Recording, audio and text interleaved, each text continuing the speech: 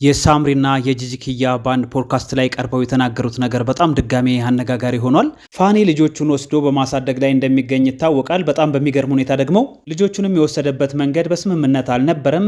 በጣም ተጋጭተው ተጣልተው ነውና ይሄ ደግሞ በጣም ከባድ ነው። ብዙ አስተያየቶችም እንግዲህ ለህፃናቶቹ ጥሩ አይደለም እናታችን ሊሉ ይችላሉ። ስለዚህ ባካችሁ እንደዚህ አትሆኑ፣ እነሱ ላይ መጥፎ ጠባሳ እያሳደራችሁ ነው እያሉ በጣም በርካታ አስተያየቶች ሲሰጡ ነበረ።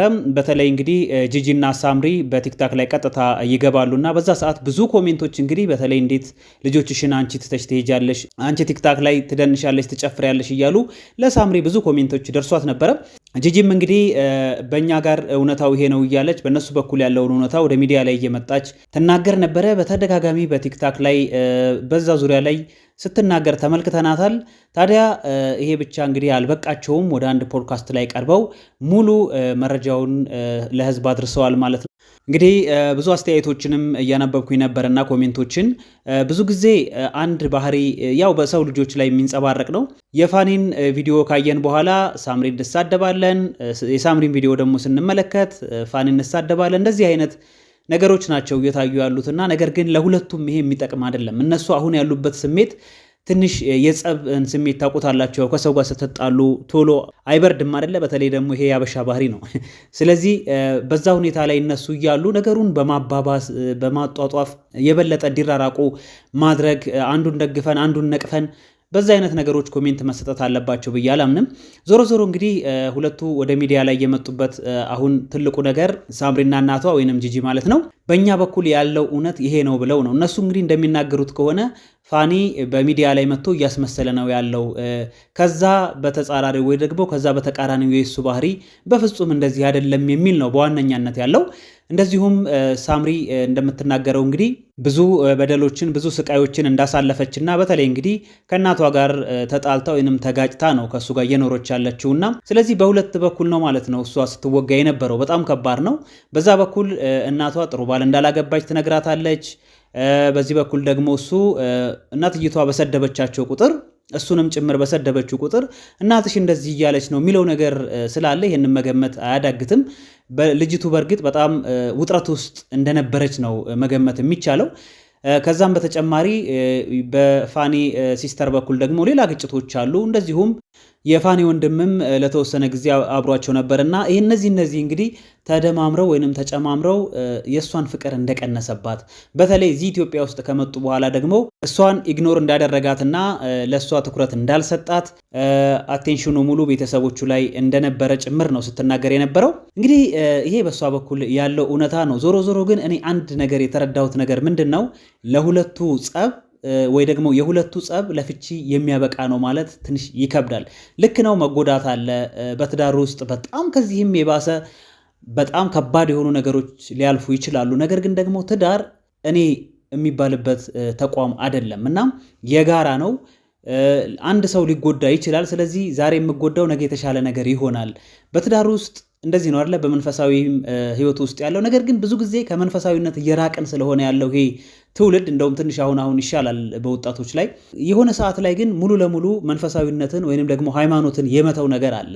ለብልጭልጭ ነገር ከውጭ ላይ የምናየው ብቻ ኤክስተርናል ቱ ኢንተርናል እንደሚባለው ከውጭ ወደ ውስጥ የመኖር ከውስጥ ሳይሆን ከውጭ ስንኖር ደግሞ ብዙ ጊዜ የሚገጥመን መጨረሻ ላይ ይሄ ነው። እኔ የተረዳሁት ነገር ምንድን ነው፣ ሁለቱ ትዳሩን ሲመሰርቱት መጀመሪያውኑ ልክ ነው ብዬ አላስብም እና እሷም እንግዲህ ድንገት ነው ከእናቷ ጋር ተጣልታ ወረቀት ላይ መልእክቷን አስቀምጣ ከቤት የወጣችው በመልካም ነገር አይደለም።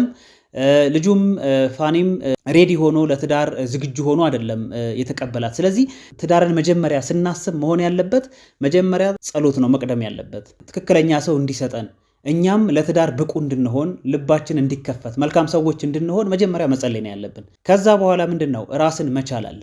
አንዳንድ ጊዜ ይሄ ብዙ ሰዎች የተለያየ ሀሳብ ይሰጣሉ።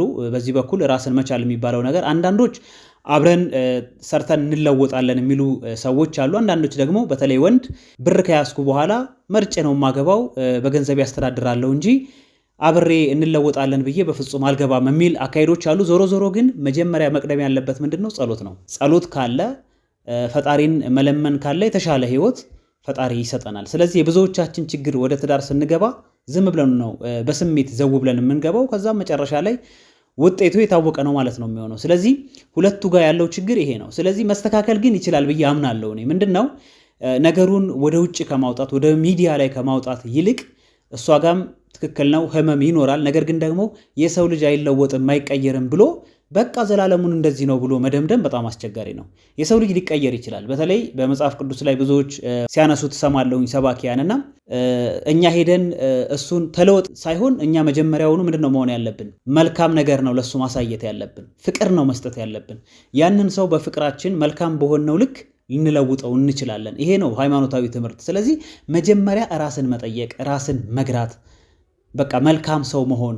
ይህንን ነገሮች ሳንሞክር ዝም ብለን ብቻ በስሜት ወደ ሚዲያ ላይ ይዘን የምንመጣ ከሆነ እየገቡ ኮሜንት የሚያደርጉ ሰዎች በዛ አይነት መንገድ የተጣሉ፣ በወንዶች በደል የደረሰባቸው፣ በተቃራኒው በሴቶች ደግሞ እንደዚሁ በደል የደረሰባቸው ሰዎች የሚጽፉትን ኮሜንት ነው ማለት ነው የምናነበው። ስለዚህ መጀመሪያ ትዳር ከመፍረሱ በፊት ከልብ ተጸጽተን ከልባችን ሆነን ፈጣሪን ይቅርታ መጠየቅ አለብን። ሁላችንም ንጹህ አይደለንም፣ ጥፋት እናጠፋለን።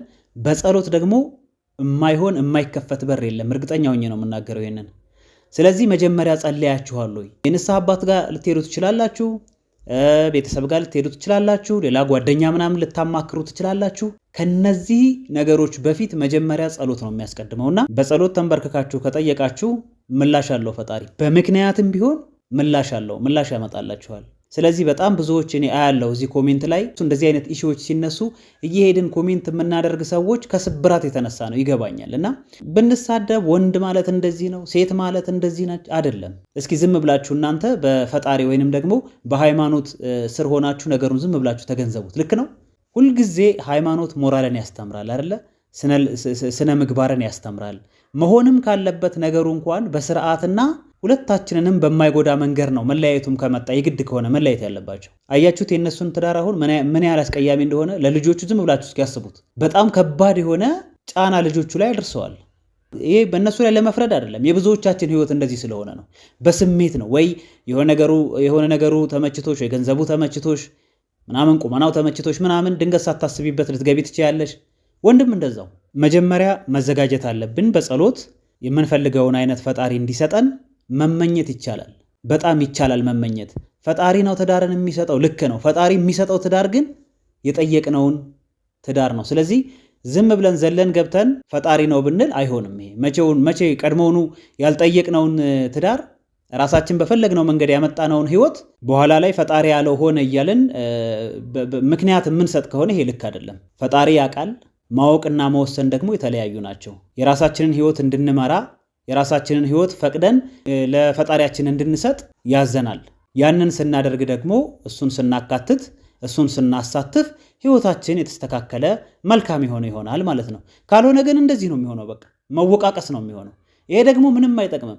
ዛሬ አንቺ ታሸንፊያለሽ፣ በዛኛው ሳምንት ደግሞ እሱ ያሸንፋል። እንደዚህ የሆኑ እድሜን መጨረስ ነው የሚሆነው። ዛሬ ከእንትና ጋር ብትፋቺ ነገ ከእንትና ጋር ብትጋቢ ከእንትና ጋር ስለተፋታሽ እንትናን ስላገባሽ ላይፍሽ ይስተካከላል ማለት አይደለም። ይሄ ምንም እርግጥ ነው። መጀመሪያ ራስ ላይ መስራት፣ መጸለይ፣ ከፈጣሪ ጋር መሆን ይጠቅማልና በዚህ ትዳር ውስጥ ነው ያየሁት ይሄንን ነው። ስለዚህ በተቻለ መጠን በተለይ በዙሪያቸው ያላችሁ ሰዎች ኮሜንት የምታረጉም ሰዎች በቃ እንደዚህ አይነት ኮሜንቶችን ብናደርግ የተሻለ ይሆናል ብዬ ነው የማስበው።